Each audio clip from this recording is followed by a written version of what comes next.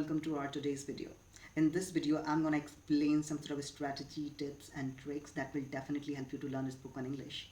And I personally believe that if you are a language learner and if you are not utilizing the accurate strategy, so somehow rather than increasing the confidence level of yours, somehow it is gonna put you down. So it's better to use the proper strategy and do not follow what others are trying, because sometimes it happens the other person you met, that person told you your vocabulary is not good and you started working on your vocabulary, and then you met the other person and you think that that person is holding a robust command over this language. So that person told you your accent is not good and you started learning accent. So this is not fine at all. So in today's video, I'm gonna tell you some sort of things which you need to follow, so that will definitely help you to level up your English. So here I would be telling the first thing which you need to do.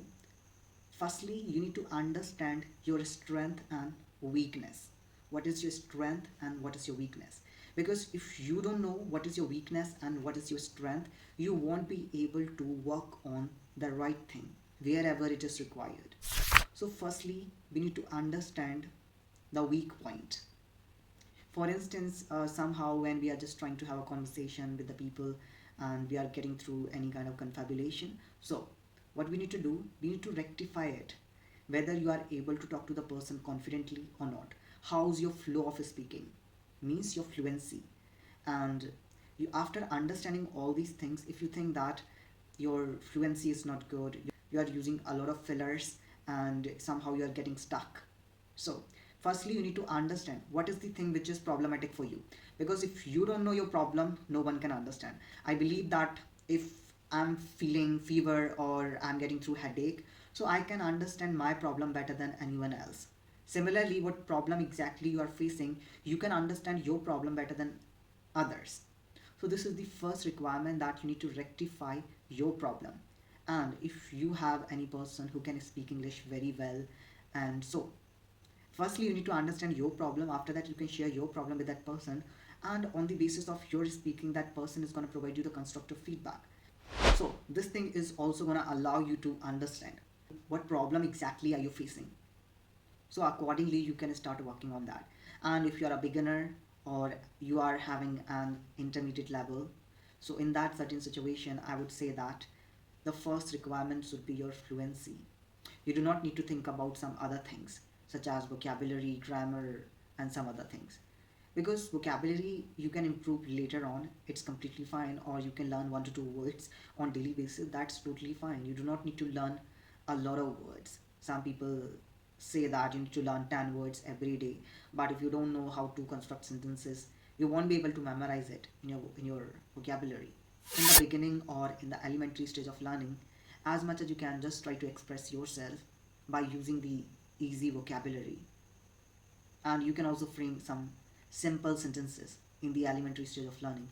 Do not run behind the advancement, because the first priority should be how are you going to express yourself. If you have the capability to express yourself, I think it's good enough. And secondly, here I would be including one more thing. So if you know that you're not able to speak in a proper flow, so somehow here you are facing the difficulties related to fluency. So here it is very predominant thing that you need to practice on daily basis. You have to have a conversation with the people at least 20 to 25 minutes on daily basis, because consistency matters a lot. If you don't know how to maintain the consistency, so definitely you won't be able to get some sort of fruitful results. So if you just want to get fruitful results, so definitely you need to practice on daily basis. And the next thing is that if when you are trying to speak and you are not able to generate the ideas, so here you are getting through the problem which is related to ideation process, you are not able to generate the ideas. So what you need to do, reading is very important. Even people say that here you're working on your spoken English, so reading is not important, but I would say that reading is very important, because when we read something, so not only we are reading it, by reading it aloud, you are gonna enhance your pronunciation and the voice modulation. At the same time, you'll be enhancing your volume, your clarity, your pitch, your pace and some other key features of pronunciation. You'll be able to enhance it. So reading aloud, it is gonna help you a lot. Apart from that, what else you can do when we read something? So definitely you'll be encountering new vocabulary, new sentence structures, which you can also consolidate in your speaking. And I believe that when you are getting through new words, and also you should search the meaning of that word, and at the same time, if the word is quite new to you, so learn the pronunciation at the same time.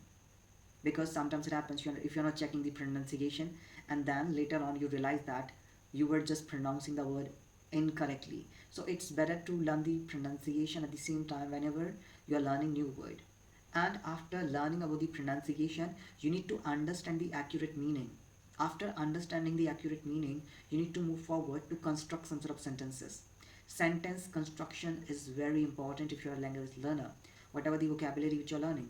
So then what you need to do, just try to frame 2 to 3 sentences that should be related to your personal life, so that you'll be able to use those sentences in your day-to-day conversation.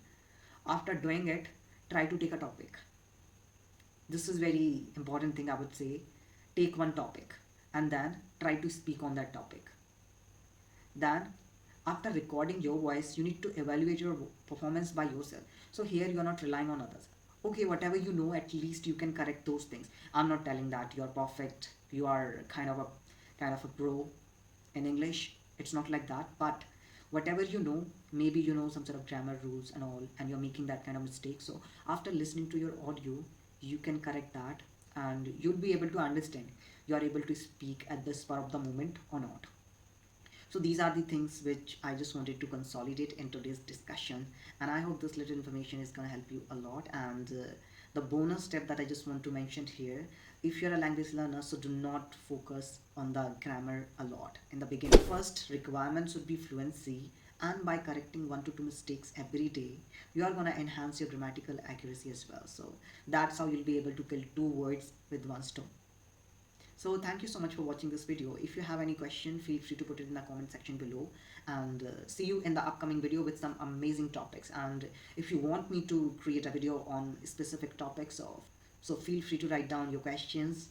I would love to respond. See you in the upcoming video with some amazing topics. Take care.